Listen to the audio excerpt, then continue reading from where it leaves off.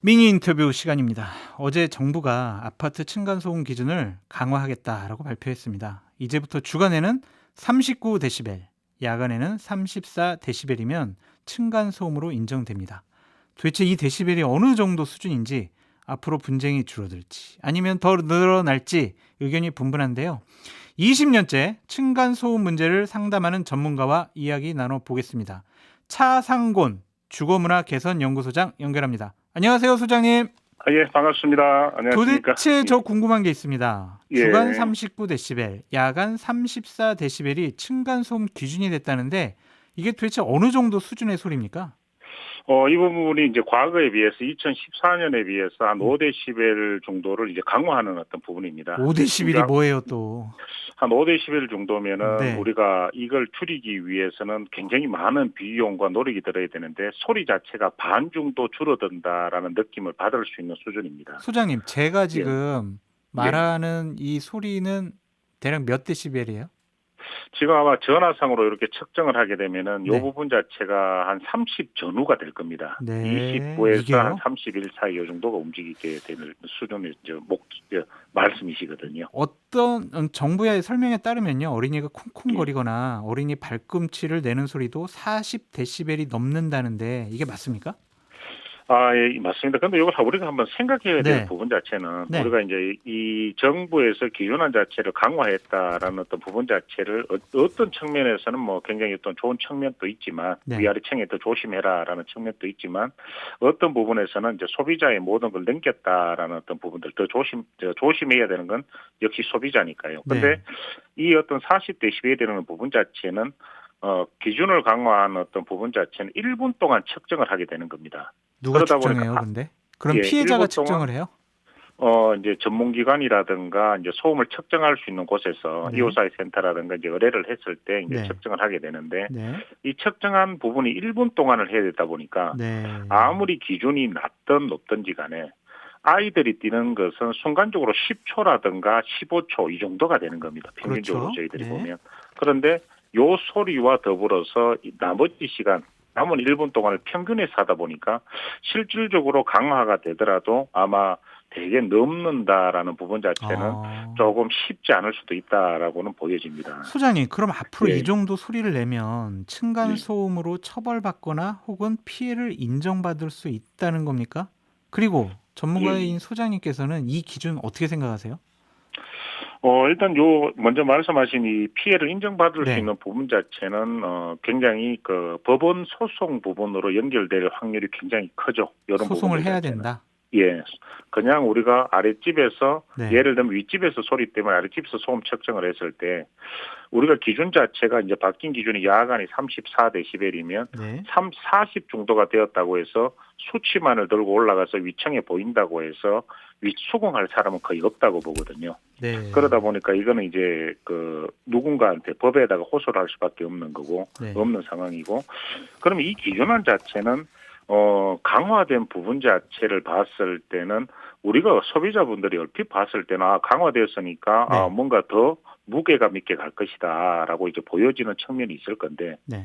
우리가 좀 더 깊이 현장에서 조금 깊이 생각을 해보면 결국은 이 문제 자체를 층간소음이라는 큰 문제 자체를 네. 윗집과 아랫집의 생활 방식의 차이다. 그러니까 잘못된 생활 방식이다라는 부분으로 초점을 맞추게 되는 거고, 네. 결국은 당사자들끼리 소비자들끼리 해결해야 되는 문제로 국한을 시켜버리는 거죠. 그러다 보니까 이 부분 자체는 좀 더 깊이 생각해봐야 되는 문제들이 좀 있다라고 보이는 소장님, 겁니다. 궁금한 게 있어요. 그러면 예, 저희 윗집에서 밤에 11시에 예, 콩콩거려요. 예. 그러면은 제가 데시벨을 측정을 하든가 아니면 데시벨을 측정하는 기관이나 업체들을 불러서 그거를 녹취를 하고 그거를 갖고 법원에다가 제소를 하면 된다. 그러면 법적 분쟁이 시작된다. 이렇게 봐야 되는 거예요? 그렇죠. 그런 어떤 이제 음, 전문기관에서 한 것을 이제 그 원고 입장에서 그냥 소를 걸게 되는 거죠. 현실성이 그래서 있습니까, 근데? 이 부분 자체를 이렇게 생각하시면 좀 좋을 것 같습니다. 네. 법적 분쟁 자체는 분명하게 많이 늘어날 겁니다. 늘어나요? 굉장히 늘어나는데 그 이유가 어떤 부분이냐면 이 법이 처음 만들어졌을 때가 2014년입니다. 네. 2019년 전에 2014년, 건 9년 가까이 되는 이제 14년에 13년에 이렇게 해서 14년에 제정이 시작이 됐는데 이게 시작이 되면서 사람들이 드디어 나의 어려움을 호소할 것이다.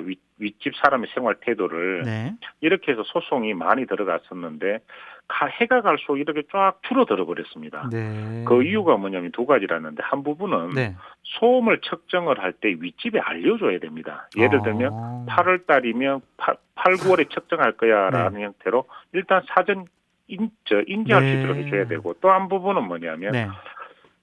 그렇게 인지를 시키다 보니까 뭐냐면 윗집에서 소리를 내더라도 네. 9시 정도 되면 불을 끄고 자버리는 경우들이 많습니다. 그렇죠. 야간은 10시부터 측정을 해야 되는데 이러다 보니까 이제 이 부분 자체가 굉장히 조금 실효성이 없다라는 차원에서 줄기 시작을 했는데 네.